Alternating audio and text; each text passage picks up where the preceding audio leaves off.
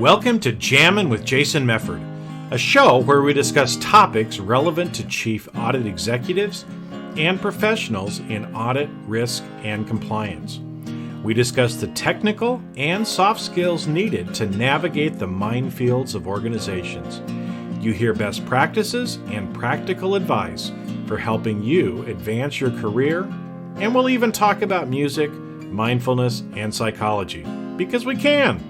So sit back and relax while you listen to the #1 podcast in the world for internal auditors, unscripted and unedited. Welcome to another episode of Jamming with Jason. Hey, welcome back, my friends. Today, I wanted to talk a little bit more about independence. So this is one of our jam sessions where it's really like it's just me and you talking about a particular topic. And the reason that you've heard me talk about independence before, but we're going to talk about it again because I just see so many people, focusing on trying to push for this independence, and it's actually hurting you. And so we're going to go through and talk a little bit about that today. And I'm going to give you some tips on how I think you need to kind of change your mindset and do things a little different. Now, before we get into our topic today, I wanted to let you know that today's episode is being brought to you by Mefford Associates and the Chief Audit Executive Forum. So if you're a chief audit executive, you've probably experienced some of these things. You feel like you're a trusted advisor, but the executives in your organization don't really treat you that way. You're struggling to get resources and budget. There's a lot of stress and pressure from it, and you're not really invited to the big kid table. And you're usually excluded from some different executive meetings. Now, I know this because I actually experienced a lot of these same things in my own career. And so, usually chief audit executives are looking for some help. Well, the Chief Audit Executive Forum actually helps you with some of these things by providing support throughout the year. There's 10 to 12 group video calls each year. You get thought leadership and best practices from others in the group. And it really is an exclusive community. It's not a networking group, but it's actually an online and offline community where you connect and develop lifelong friendships, where you're actually able to talk authentically with other chief audit executives, see what they're doing, bounce ideas off of them, and really get kind of the learning and everything that you need to be able to take you to that level where you are actually viewed as a trusted advisor. So if you are a chief audit executive, make sure to click on the link below and go out and sign up for your free, no obligation call to be able to talk about whether the Chief Audit Executive Forum is right for you. I know for me personally, when I was a chief audit executive, this was the type of executive program I was looking for that I could not find. So I'm really excited that the Chief Audit Executive Forum is here and that through this community, really we can take internal audit to the next level in our organizations and really as a profession. So again, make sure click on the link below if you are a chief audit executive. Go out, take a look at the information, and then click on the button on the website to schedule your call. All right, so let's get back to talking about independence. Now, a little bit about myself. One of my favorite movies is The Princess Bride. So if you've ever seen that movie, it's one of those kind of cult classics where there's a lot of very quotable lines, and people who love this movie, will sit around and just kind of quip off some of these different quotes. And there was a couple of characters in this, Vizzini and Inigo, that I want to kind of talk about to bring this into it, because this character Vizzini, throughout the movie, he kept saying inconceivable, inconceivable. Every time something would happen, he would say inconceivable. And finally, at one point in the movie, and they're in this scene, Vizzini, says inconceivable again. And the indigo character turns to him and he says, I do not think that word means what you think it means. Because, Vizzini was using this word in a lot of different ways. And a lot of times it was actually inappropriate how he was using it. So the reason that I bring this up is because, independence, I do not think that word means what you think it means.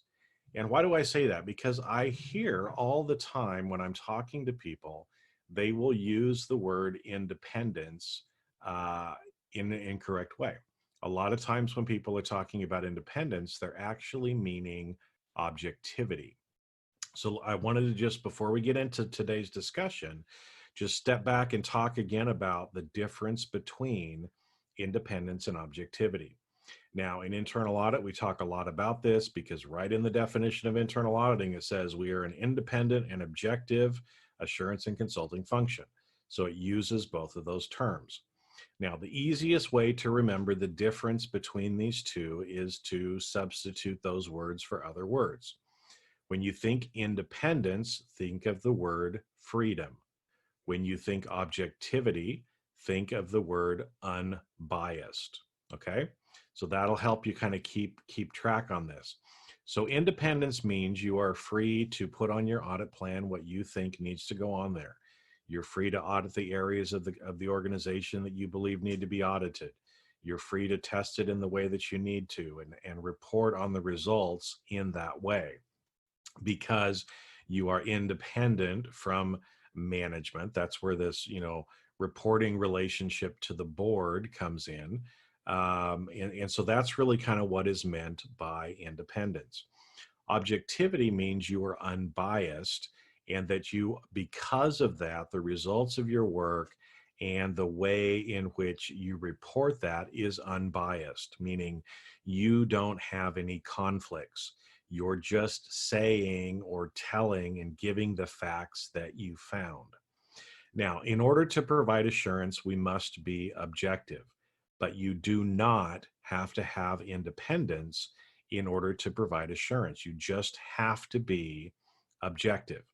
Now, again, in our profession, a lot of people, really push for this independence because they want that direct reporting relationship to the board. And I get it. I understand.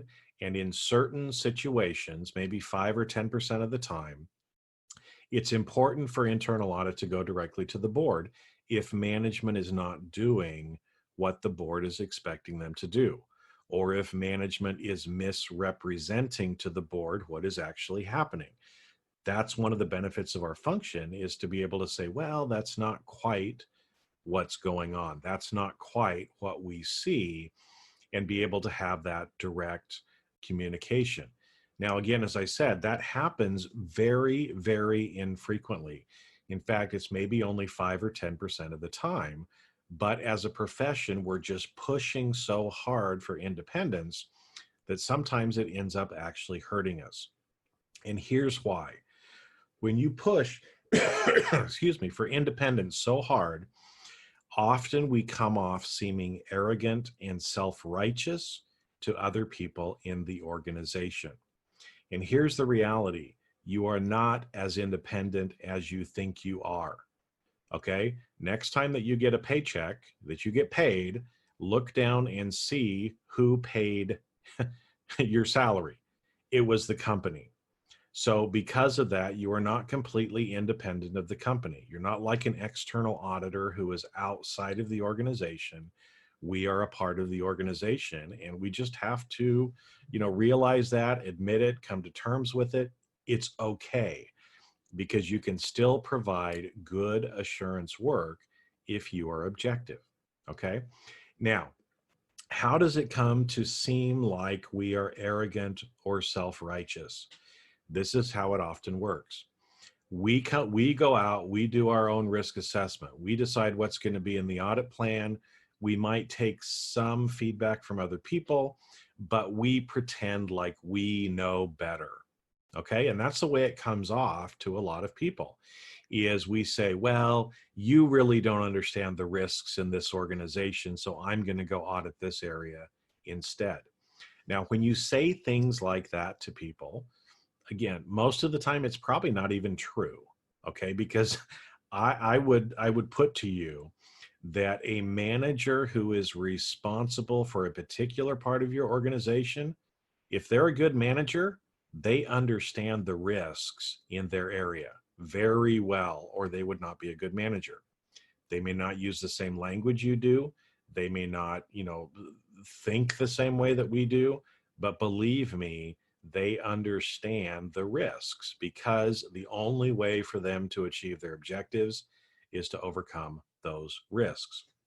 So, first thing that we've got to stop doing is making it seem like we are arrogant or self righteous when we're pushing for independence. Okay. Now, how does that end up showing up? Well, it shows up in a couple of different ways. And I'm just going to give you a couple of scenarios. Facts may have been changed slightly to protect the innocent and guilty. But I work a lot with chief audit executives, so I'm talking with them a lot. And in one conversation, it was discussing about, developing the audit plan and what do I do about our enterprise risk management assessment, because, what they do is really kind of at a higher strategic level and it doesn't really meet my needs. That was what I was told. And so I said, well, what do you mean it doesn't meet your needs? And this person said, well, I need to be auditing these lower level operational risks, and they're more concerned about the strategic risks. Okay, now when I said that, ding, ding, ding, the light bulb should have been going off in your head. Because first off, what do you mean we think that the lower level operational risks are more important than the strategic risks? That's a misalignment. If you go to your CEO or other C-level executives, which ones are they most concerned with?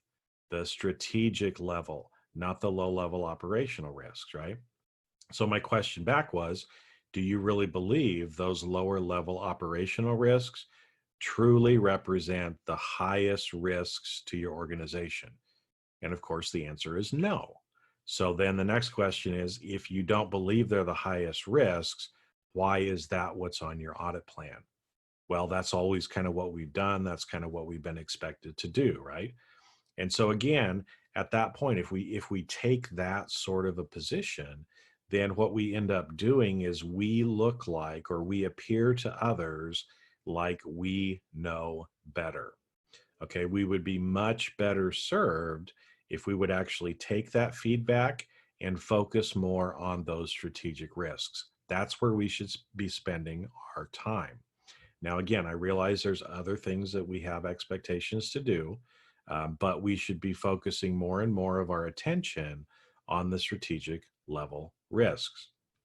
Another conversation that I had kind of started off similar to this, but again, it kind of got back to this, well, but I need to, say what's on my audit plan. It has to be what I say. I can't really take the feedback from the executives and just kind of do what they want me to do. And my question back was, why not? If those executives feel like these are the most important things where they would like you to spend your time, why can you not do that? And the concern was independence. If I do what they're asking me to do, then I'm not independent. Okay, that is just totally wrong, first off. And it also sets up that arrogant and self-righteous kind of feeling of, I know better than you do, and I can't, accept or do or take your feedback because I have to decide independent of everything that you're doing. Now, do you realize how ludicrous that actually sounds? Because really what it means is, if you have that mindset and you are focused so much on independence, you're going through the motions of doing a risk assessment for something that probably doesn't really matter to the total organization, at the high strategic key level objective standpoint. And instead you're focusing on, you're getting feedback from people, but then you're ignoring it.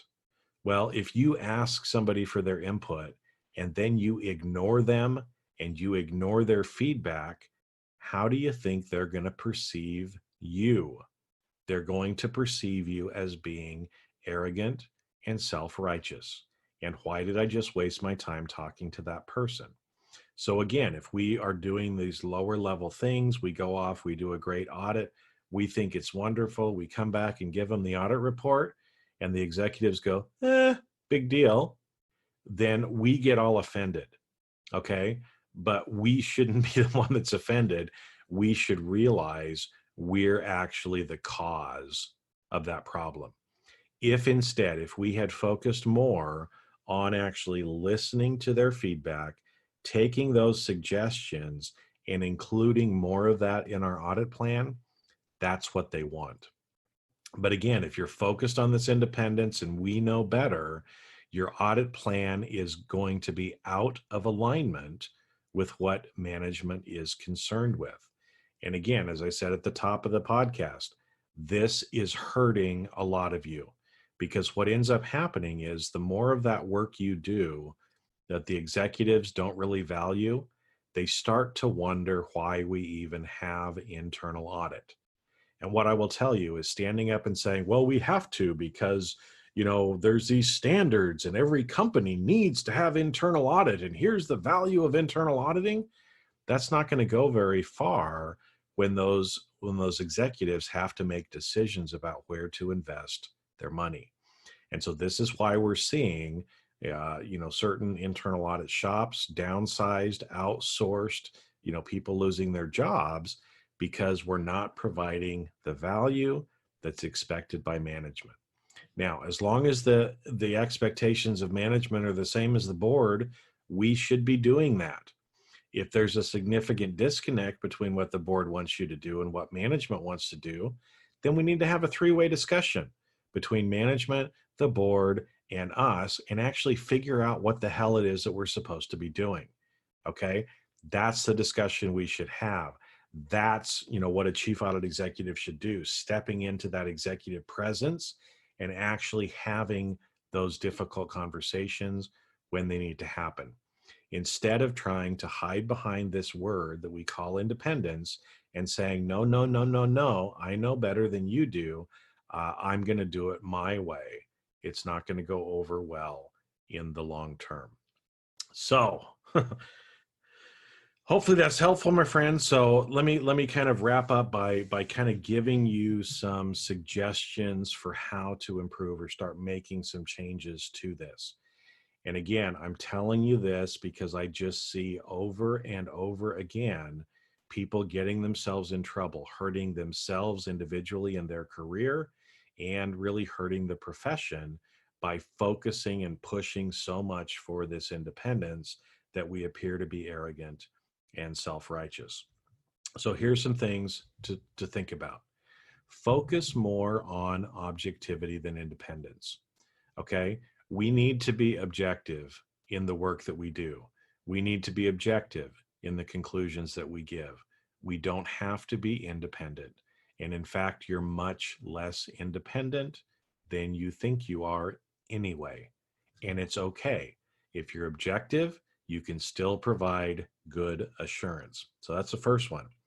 Second one is get rid of this I'm better than you and I know better than you kind of attitude. Okay? Just get rid of it, because like I said before, in our profession, we feel like we understand some things better than others. And sometimes we do, depending on the domain. But we need to be much more humble and much more open to feedback and input from other people in the organization, or else we're going to continue to have this view of being arrogant and self-righteous. Third one, we need to ask for more feedback. So, instead, next time that you're doing a risk assessment or you're starting a project, actually taking the time to really sit down and authentically ask for feedback from management in that area. Now, they already know some of the things that are going wrong, and they would probably like your help. But if you come in with this arrogant kind of an attitude of, we're here to audit you and we're going to find these things, that's not going to go over very well. They're going to withhold things from you. If you're much more collaborative in the way that you're doing it, hey, what are some areas that are, giving you grief? What are some things you'd like to see changed? Would you like some help with that? That kind of an attitude is going to go much, much further. And when you get that feedback, the fourth one is we actually need to start doing work in some of those areas. Move up the risk ladder, if you will. Stop worrying about so many of the low-level operational risks that honestly a second or first line of defense group is probably already looking at, and raise our sights up more to the strategic issues that management is concerned about and management is trying to fix. The more we do that, the more value people are actually going to see in what we do. Okay?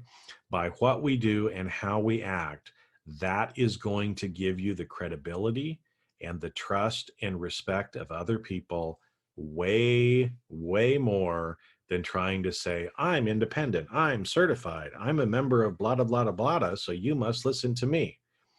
What you do and how you do it is much more important. So again, my friends, that's why I wanted to talk to you again today about independence. Make sure, go out there, focus more on objectivity than independence, and realize it's okay to give up some independence. Get rid of this I'm better than you kind of attitude that appears to others to be arrogant and self-righteous.